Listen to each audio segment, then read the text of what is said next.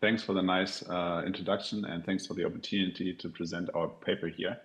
And so the paper is about digital trust as a shared responsibility, and I wrote it with my colleagues Marcos Empadanes and Federica Sabataro, both working at the University of Zurich. Just to make transparent, so I'm working, I have two hats on. So at the moment, I'm speaking more from the University of Zurich side, where I work on issues of trust and trustworthiness in the context of data system, national data systems, for example, electronic patient records and health systems. And at the same time, I'm also working at the Federal Chancellerie in Bern. I took this picture yesterday only for you. That's from the Federal Palace, from the terrace towards the mountains. And here I'm an enterprise architect working on the digital transformation of the federal government, specifically focusing on data spaces and trustworthy data sharing within those data ecosystems. So the brief outline, I will talk a bit about the motivation of the study and a bit about the methods we did, the results, and future research avenues. And I hope this nicely summarizes the work we did over the last year. So what is digital trust? We see that the term digital trust gains increasing importance, at least here in the Swiss context, but I believe also in other European countries, without conceptual clarity. So the original idea of this study was actually a pilot study to inform future research avenues, which will be the conclusion of this presentation. And we were asked, or we discussed in a workshop at the Swiss Academy of Engineering Sciences together with other stakeholders, mostly from industry, to be fair, what the term digital trust really is. Is this something which is important to us, etc.? And so they concluded, let's do a small pilot study, and here I am today. I guess the examples which come to our mind when we discuss the topic of digital trust are largely data sharing economy thingies in one way or the other. So health data sharing infrastructures, for example, digital banking, cyber defense, and other areas where I would say that trust and is important for the core value of the processes and those infrastructures, where we talk about the use of sensitive data or some type of data where people think it's important to consider a trustworthy data flows. And trust in itself, obviously, is, I would say, a relational construct. It's my main research focus over the last 11 years, actually, when I started at the London School of Hygiene with a PhD on what is public trust in the health system. Since then, I was focusing on questions of data use, biobanking, genetics research, AI, etc., etc. But in the end, trust in itself is an interhuman construct. It's a relational construct. And here I wrote to you one of the many definitions which are out there. This one is from Piotr Stomka, about explaining trust as a bet about the future contingent actions of others. There's no one single definition of trust. Trust is context specific, and we have several definitions out there. We have books filled with work on trust as an interhuman construct. But we also see that there was a transition over the recent decades that the term was not only, or is not only used anymore to describe, for example, patient-doctor relationships or relationships within a family environment or between colleagues, but also in the context, indeed, of what we see here, digital trust in systems.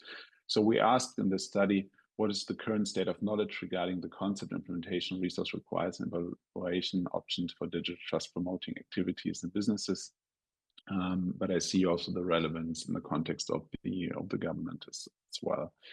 And to provide a bit of background or how we approach this question, it ties into the previous work my research group and I were doing over the last years and still do actually. And we always try to conceptually understand trust in different contexts. And as you will also see in the next couple of slides, we use usually qualitative research. So we firmly believe when you want to understand what trust means and trustworthiness, the trait trustworthiness, you should ask those who should trust.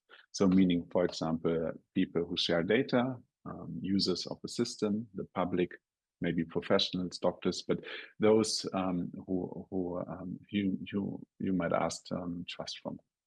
And across the different contexts and conceptual work, we can see that generally conceptual frameworks describing what trust is are focusing on, let's say, three focus areas of information. So we need information about the past, so comparative past positive experiences with a similar system or infrastructure. We want to know what is the present potential of a system to actually do what we should trust the system for, and what is our future anticipated benefit, because trust, in the end, we only give trust when we anticipate a benefit or at least no harm. And we usually, the work we do, the frameworks we build are simplified in three areas. We look at causal themes, so what makes something trustworthy. We look at the effect of trust, that is usually acceptance and support in the context of systems and state. We might also think about legitimacy, but the intention why we talk about trust is usually that we anticipate that when we are a trustworthy system, or if we build a trustworthy digital app, for example, then people would use it and might endorse it or support it. And the other third big area we are looking at is usually the framing theme. So there are topics which are not necessarily making something trustworthy, or they describe an effect of trust, but what they do is they frame the entire discourse. So what is the present zeitgeist, the sentiment of time, the public sentiment? What are the belief systems of those engaged in a trust relationship? Because they can basically influence how we understand those themes in regard to their trustworthiness. So what we did was an interview study in 2024. We talked to 16 interviewees, mostly, as you can see, in Switzerland, but also in some other countries and across different industry areas. And we recruited them via our own networks. It was more like purpose sampling because the topic is indeed relatively new to many. And so we try to find people who we think have something to say on the topic. We asked 5 questions: whether a common understanding of the concept digital trust exists, how digital trust can be promoted, the resources needed, and methods for evaluation and support needed to promote digital trust. And what I want to show you now, the intention is not necessarily to go through the themes. You can discuss you can read that in the paper. But I think what is interesting is that the description of digital trust, you could actually kind of the themes emerging from interviews could separate. So we had some content which is very much, in my point of view, digital specific, so it goes into technical infrastructure, technical questions. But then there's a huge amount of themes, the colored ones at the bottom, which relate more to general trust themes in the economic context, and which, in my opinion, not necessarily linked specifically to digitalization or cyber, that area. And you could indeed actually cluster them in those 3 areas. So we have themes relating to the past experience. Did we have previous partnerships, positive experience with comparative digital infrastructures? What are the perceptions of the present regarding, for example, accountability, comprehension, fairness, etc. And indeed themes relating to the future. What is the expectation of the digital service or infrastructure in use in respect to the possibility to bring us certain benefits? The implementation or interviews explain the process of promoting. What you could see here was very diffuse in one way or the other. You could see on the one hand that for the majority of interviewees, it was more, I would say, speculation and ideas, meaning that many said, for example, that the term digital trust in itself only came up in their work in the last 2 years. However, when you talk to interviewees from the global banking sector, or from cyber defense, like military cyber defense, intelligence services in that area, the topic is part of their core work. And they said, yeah, okay, we might not have used the term digital trust, but what you mean, actually, the underlying concepts is our core work since years. So since the beginning of usually the interview, started their job in that area. And here you can also see that the majority of themes associated with promotion of digital trust are actually in the area of human-centered approaches. And so that is very interesting to see. It links back digital trust to actually this human interrelational concept, and said, well, also in the digital world, if trust fails or or will be undermined intentionally or unintentionally, it usually goes back to human behavior. And towards the right, I think you see compliance-centered engineering approaches and government-driven approaches. And what I found particularly interesting was one interviewee who said that it would be helpful if the government provides free for service advice to companies about digital trust, with the idea that if there are government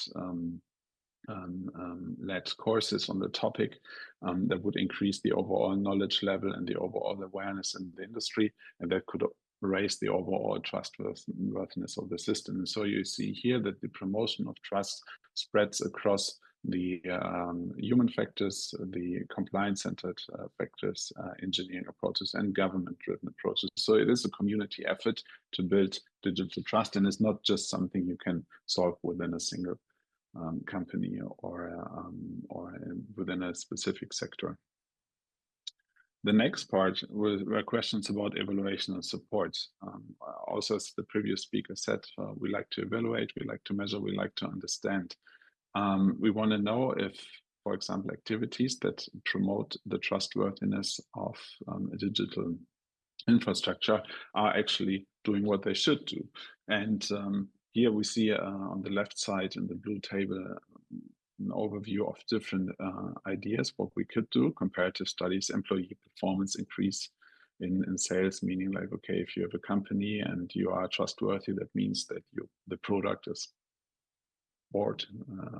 And two areas we are currently working on in my research group are the development of trust performance indicators and an analogy to key performance indicators, with the idea that we collect routine data about processes that are worth of considering their trustworthiness, and the idea of trust stress tests, difficult to say, but similar to stress tests in banking. So where we introduce extreme but likely scenarios that could potentially undermine the trustworthiness of the overall process and system to make and design a more robust system. And the other area which is interesting to see on the table are the promotion of digital trust, what support would be helpful. And to summarize here, there's a lot of ideas, but when it comes really to industry, what we see is that they usually say, no, it would be super helpful if somebody would actually come in and actually work with us on the topic. It's not just a checklist, it's not just a paper we can read, but we need like hands-on support within the company and the environment. And so what are the future directions? The future directions of research, what we see, at least mostly in the Swiss, but also in the European context, is raising awareness among executives of digital trust and digital hygiene, because the topic of digital trust is something which many believe in interview studies, something which needs to be driven from the highest level. So you want to see leadership in the company, you want to commit resources, and we then need robust evaluation methods to assess the trustworthiness. We need tools and methods to support industries to build digital trust, integrate digital trust principles into governance and administration, meaning that, for example, trust becomes a core business value, part of company culture, even maybe linking it to the performance of the executive level, and eventually we suggest that a knowledge transfer from the global banking and cyber defense industry would help other industries, because it is not a new topic. We might use a new term, but the underlying conceptual ideas and knowledge, I would argue, is actually existing since a long time in those sectors. And with this, I conclude, and please follow our work on LinkedIn. And on the right, you see a QR code to the study, which is not the paper we submitted, but the underlying report. So thank you very much for your attention, and I hope you found it interesting. Thank you. We have time for, I think, one question if there's one online or in the room. Sure. Yes, thank you ever so much for that. I was really Thank you. So I was really interested by you put human linked and compliance links. Yes, here we go. ways that trust could be built. And I noticed with the compliance based ones that a lot of them depended upon a level of observation. So to what extent does this very dependence upon observation erode the conditions of trust that it's secure? And have you identified any alternatives so we can kind of have a compromise between the human-centered, which seem to be a little bit more qualitative, with the compliance-based approaches? Is there a nice compromise between, so we can actually make compliance not contradict itself? Oh, well, it doesn't contradict. I think it's complements. So you need everything. In the end, at least comparing to other studies we do, we also see the same pattern. So this is not unique what you see here to this context.